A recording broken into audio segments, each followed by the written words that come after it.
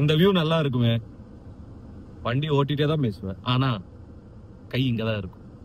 நம்மளே தான் ஆக்சுவலா உங்ககிட்ட நான் சில விஷயங்கள் மன திரும்பி பேசலான்னு இருக்கேன் கைஸ். மன திரும்பியா? ஓகே ரைட் நான் எங்க இருக்கேன் அப்படின்னா பாண்டிச்சேரியில இருக்கேன் நானு. And thank you for all your wishes. நேற்று பர்த்டேக்கு நிறைய பேர் பார்த்தீங்கன்னா விஷ் பண்ணீங்க, இன்ஸ்டாகிராம்லயும் சரி நம்ம யூடியூப்லயும் சரி. Feeling so happy, at the same time ரொம்ப எமோஷ்னலாக இருந்தது.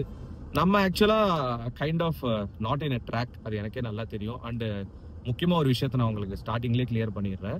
என்ன ப்ரோ நம்ம சேனல் ஹேக் ஆயிடுச்சான்னு நீங்க கேக்குறீங்க. ஹேக்ல சத்தியமா ஆகலைங்க.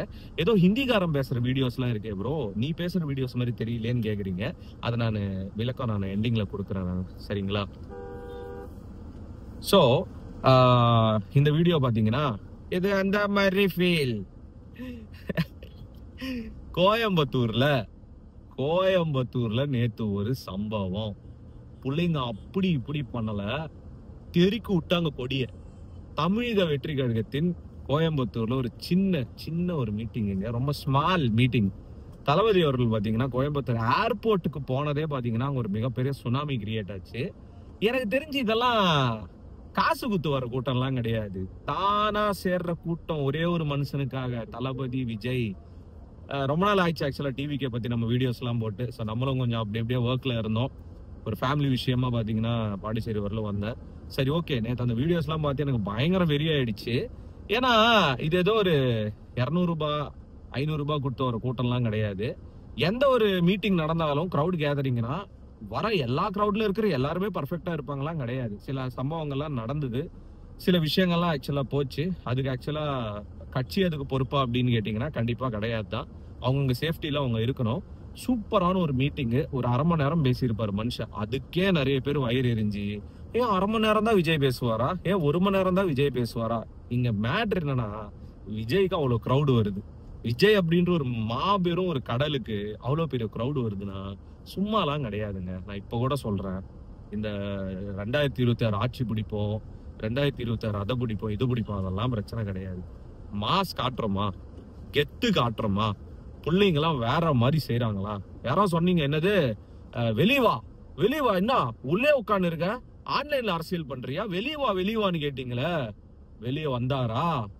கிரௌடு, நான் ஒரு இடத்துக்கு போனா இத்தனை பேர் வராங்கப்பா அப்படின்னு ஒரு பயத்துலதான் தளபதி வெளியே வரல. மனுஷனை வான்னு கூப்பிட்டுட்டு அவரு களத்துல ஃபுல்லா இறங்குனதுக்கு அப்புறம் ஏன் பயப்படுற, ஏன் அந்த பயம் இருக்கணுங்க. அந்த பயம்தான் அரசியல், அந்த பயத்தை வர வைக்கிறது தான் அரசியல். சரி ஓகே, கோயம்புத்தூர்ல எத்தனை பேர் தளபதி பாத்தீங்கன்னு தெரியல. பட் உண்மையாவே நான் வரலாம் தான் இருந்தேன், என்னால வர முடியல. வந்திருந்தா கூட எங்கேயாவது தூரமா ஒரு மாதிரி தான் நான் நின்று இருப்பேனே தவிர வேற வழி கிடையாது. அந்த 2வது இதுல நடந்த ஒரு சூப்பரான சுவாரஸ்யமான விஷயங்கள் அப்படின்னா, அவர் வந்து அந்த வேன் மேல பாத்தீங்கன்னா பசங்க மரத்துல இருந்தெல்லாம் குதிச்சிருக்காங்க அவரை பார்க்கணும் அப்படின்னு. தளபதி முன்னாடி போயிட்டு அப்புறம் கூலிங் கிளாஸ் எடுத்து தளபதி போட்டு யாரோ ஒருத்தர் ஃபாலோவர் கொடுத்தது, அவரோட கட்சி ஃபாலோவர்.